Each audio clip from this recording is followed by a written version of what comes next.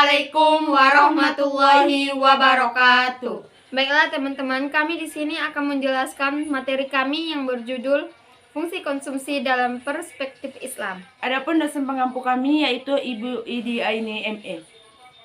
Perkenalkan, nama saya Nurmila Rizky, NIM 20401057. Dan saya Danila, NIM 20401058.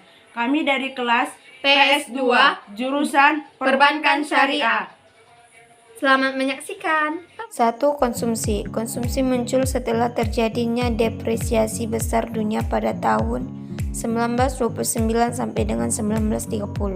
Fungsi konsumsi diperkenalkan pertama kali oleh ekonomi modern John Maynard Keynes.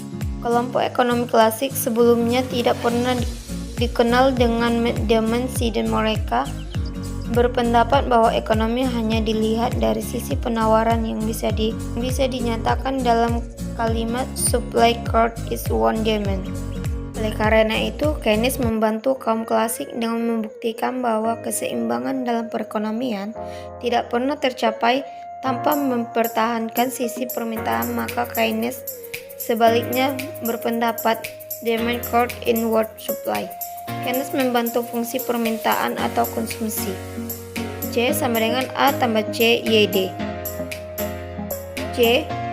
Kecenderungan mengkonsumsi marginal atau MPC. A.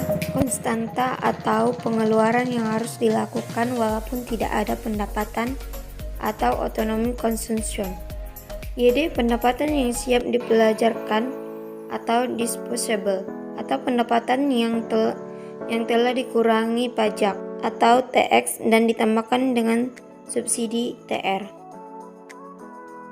Teori konsumsi Islam menurut Adi Warman Karim yang membuat pendapatan Menzer-Kraft berdasarkan hadis Rasulullah SAW bermakna yang kamu miliki adalah apa yang telah kamu makan dan yang telah kamu infakkan.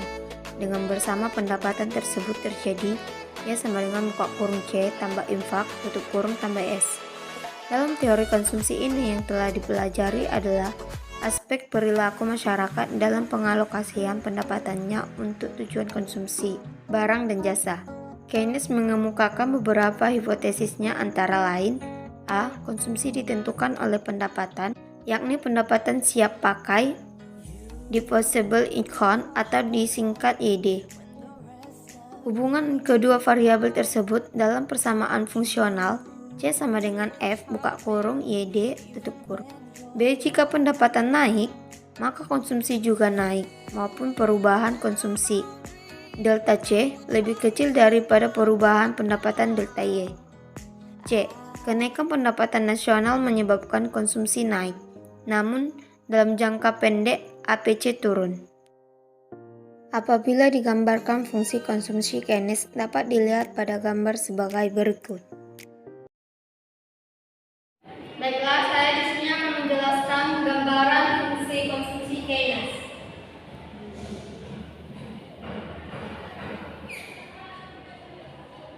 Nah, di mana sini akan kita masukkan rumus C. Di sini di bawah Y. Lalu dari titik sudut sini kita akan menariknya ke arah kanan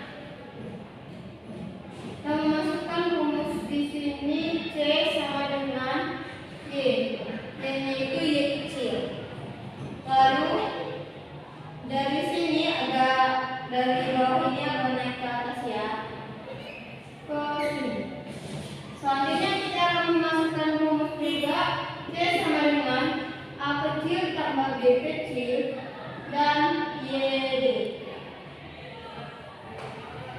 Lalu kita akan masuk ke dalam pendapatan.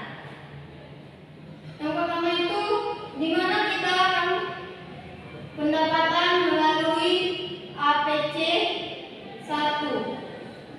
APC 1. Dan di sini akan menjadi keterangan YD.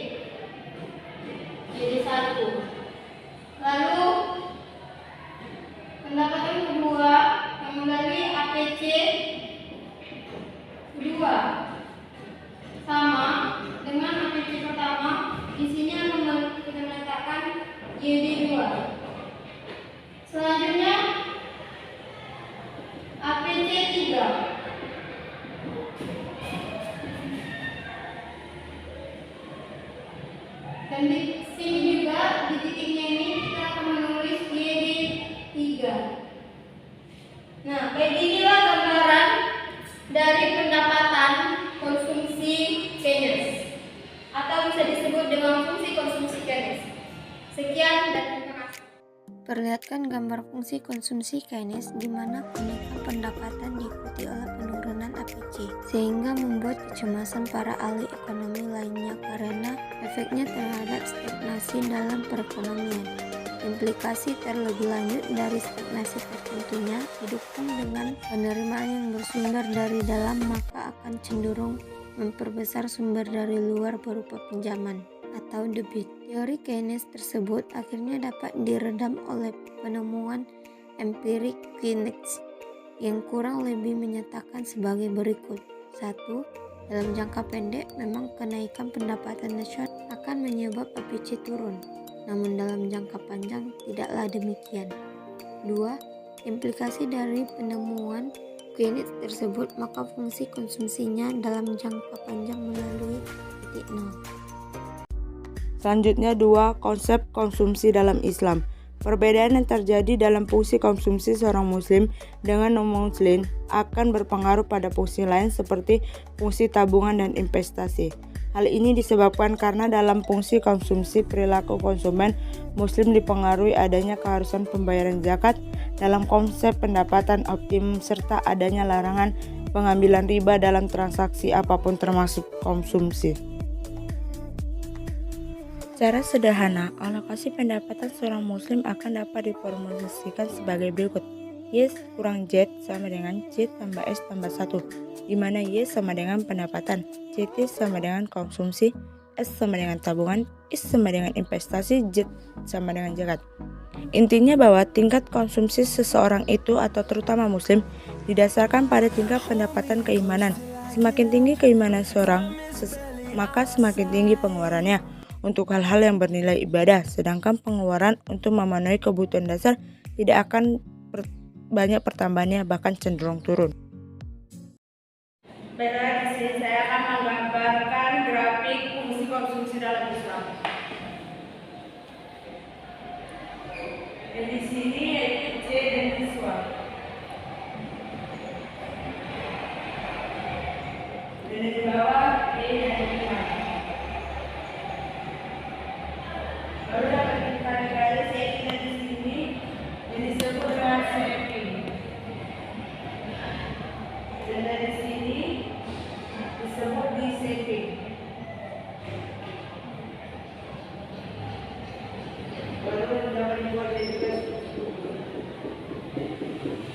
Baru di savingnya yaitu rumusnya Y sama dengan Y tambah S dan dibagi dari savingnya itu sama dengan A ditambah BID dikurang BZ. Dan dari sini dapat digabungkan yaitu menjadi siswa dan lainnya.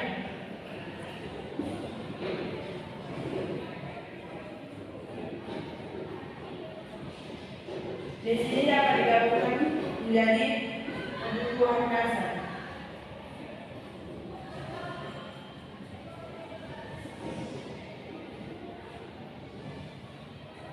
Dan beginilah bentuk dari grafik fungsi konsumsi dalam Islam. 3. Teori tabungan atau investasi dalam Islam. Tabungan adalah selisih langsung antara pendapatan nasional dengan konsumsi akurat, atau S sama dengan Y kurang C. Tingkat tabungan dari seorang individu dalam teori Islam juga tidak terlepas dari timbangan kemaslahatan umat secara keseluruhan. Jadi, tabungan dalam Islam jelas merupakan sebuah konsekuensi atau respon dari prinsip ekonomi Islam dan nilai moral Islam yang menyebutkan bahwa manusia haruslah hidup hemat dan tidak bermewah-mewahan karena Allah sangat mengutuk perbuatan israf atau pemborosan dan tafsir atau disebut penghambur-hamburan harta tanpa guna, serta mereka diri sendiri, dan dikatakan bahwa motivasi utama orang menabung di sini adalah nilai moral hidup sederhana, hidup hemat, dan keutamaan tidak fakir. Tabungan perorangan dapat didefinisikan sebagai tabungan oleh konsumen yang merupakan sisa permintaan sesudah dikurangi konsumsinya. Hal itu dapat digambarkan dalam persamaan berikut. S sama dengan YD kurang C dan S sama dengan Y kurang T kurang C. Tabungan masyarakat dapat didefinisikan sebagai pajak sesudah dikurangi belanja pemerintah T kurang G. Jika pemerintah pajak melebihi belanja pemerintah, pemerintah akan mendapat surplus anggaran tabungan masyarakat positif. Sebaliknya, jika pemerintah pajak lebih kecil dari belanja pemerintah, maka pemerintah akan mengalami defisit anggaran tabungan masyarakat negatif. Hal tersebut dapat digambarkan dengan persamaan berikut. S sama dengan 1 tambah G kurang T, atau I sama dengan S tambah T kurang G. 4. Korelasi konsumsi dan tabungan. Konsumsi merupakan alokasi dari pendapatan yang digunakan untuk tujuan pengeluaran barang dan jasa. Sedangkan tabungan adalah bagian dari pendapatan yang tidak dibelanjakan. Konsep lain ada yang disebut fungsi konsumsi dan fungsi tabungan. Fungsi konsumsi merupakan hubungan antara konsumsi dengan pendapatan nasional. Sedangkan fungsi tabungan merupakan hubungan antara tabungan dengan pendapatan nasional. Konsep lain dan tabungan adalah rata-rata tabungan atau average propensity to save atau disingkat AVS. Nilai AVS diperoleh dengan membagi antara tabungan atau S dengan pendapatan atau Y. Hasrat mengkonsumsi marginal propensity to consumption atau disingkat MPC. Nilai MPC diperoleh dengan membagi antara perubahan konsumen atau delta C dengan perubahan pendapatan delta Y atau delta C per delta Y. Besarnya MPC adalah 0 lebih kecil MPC lebih kecil 1 sehingga MPC tambah MPS sama dengan 1. Bukti bahwa MPC tambah MPS sama dengan 1 dapat dijabarkan dari persamaan divisional yang sederhana, yakni Y sama dengan C tambah S.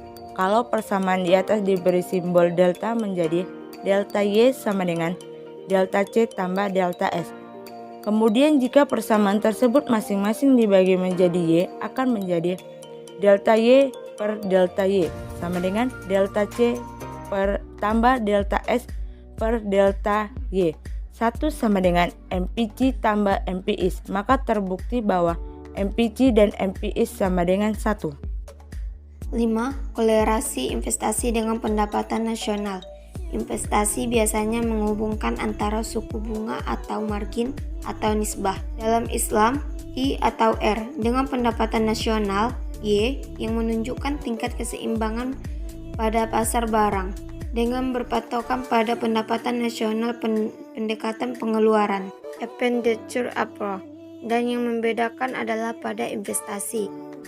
I sama dengan IO tambah KI, di mana IO investasi pada saat tingkat I 0.